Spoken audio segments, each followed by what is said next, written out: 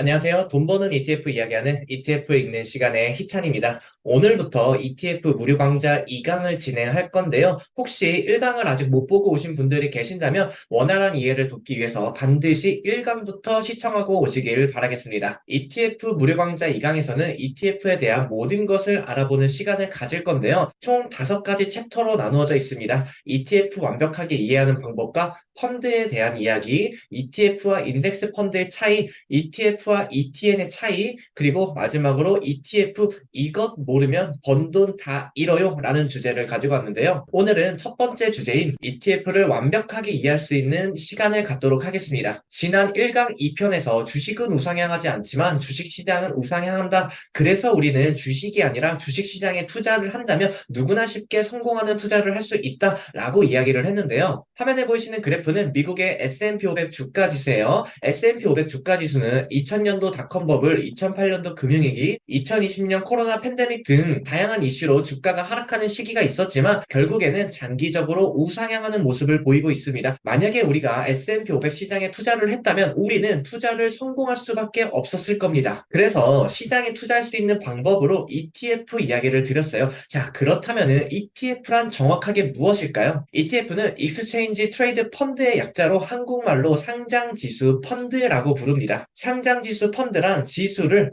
상장시켜서 주식처럼 거래할 수 있게 만든 펀드이다. 이렇게 우리가 이해할 수가 있어요. 자, 우리가 ETF를 완벽하게 이해하기 위해서는 지수라는 게 무엇인지 알아야 돼요. 네이버 사전에서 지수의 정의를 살펴보면 지수란 구체적인 숫자 자체의 크기보다는 시간의 흐름에 따라 수량이나 가격 등 해당 수치가 어떻게 변화되었는지를 쉽게 파악할 수 있도록 만든 것으로 통상 비교의 기준이 되는 시점을 100으로 하여서 산출한다. 이렇게 정의를 하고 있는데 너무 어렵게 써 있어요. 그래서 지금부터 제가 정의하는 지수의 정의를 말씀드리겠습니다. 저는 지수를 시장의 평균 가격이라고 불러요. 여기서 시장이라는 것은 개별적인 어떠한 무언가가 하나 이상으로 모여 이루어진 곳이라고 말을 하는데 예를 들어서 과일을 판매하는 사람들이 한 곳에 모여서 과일을 판매한다면 그곳은 과일 시장이라 부를 것이고 그리고 자동차를 판매하는 사람들이 한 곳에 모여서 자동차를 판매한다면 그곳은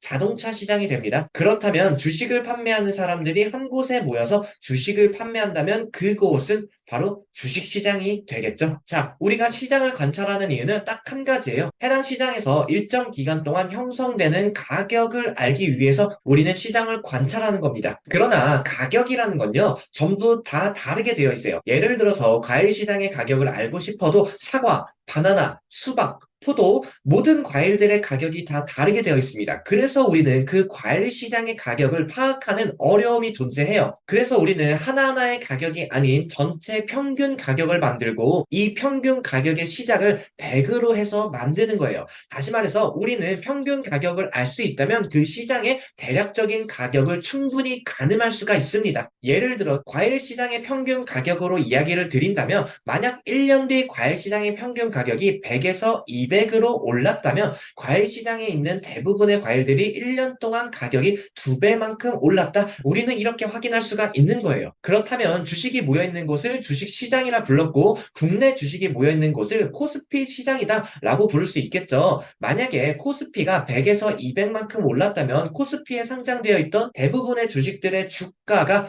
2배만큼 올랐음을 우리는 확인할 수가 있습니다. 이 과정을 모두 통틀어서 지수라고 부를 수 있어요. 즉 지수 펀드란 영어로 인덱스 펀드라 부르기 때문에 인덱스 펀드란 결국 시장의 평균 가격에 투자하는 펀드이다. 이렇게 우리는 정의를 할 수가 있게 되는 거예요. 다시 한번 정리하면은 특정 시장에 투자하는 인덱스 펀드가 있고 그 시장이 만약 100에서 150만큼 상승했다면 그 시장에 투자하는 인덱스 펀드도 똑같이 50%가 상승하는 거예요. 반대로 그 시장이 100에서 50으로 하락했다면 이 시장에 투자하는 인덱스 펀드도 50%만큼 하락하게 됩니다. 만약 코스피 200 지수가 있고 이 코스피 200 지수에 투자할 수 있는 코스피 200 인덱스 펀드가 있다면은 코스피 200 지수의 평균 가격이 300에서 450으로 50% 상승했다면 코스피 인덱스 펀드 또한 50%만큼 상승하게 되는 거예요. 이것이 바로 인덱스 펀드의 수익 구조입니다. 그리고 이런 인덱스 펀드를 주식시장에 상장시킬 수가 있어요. 참고로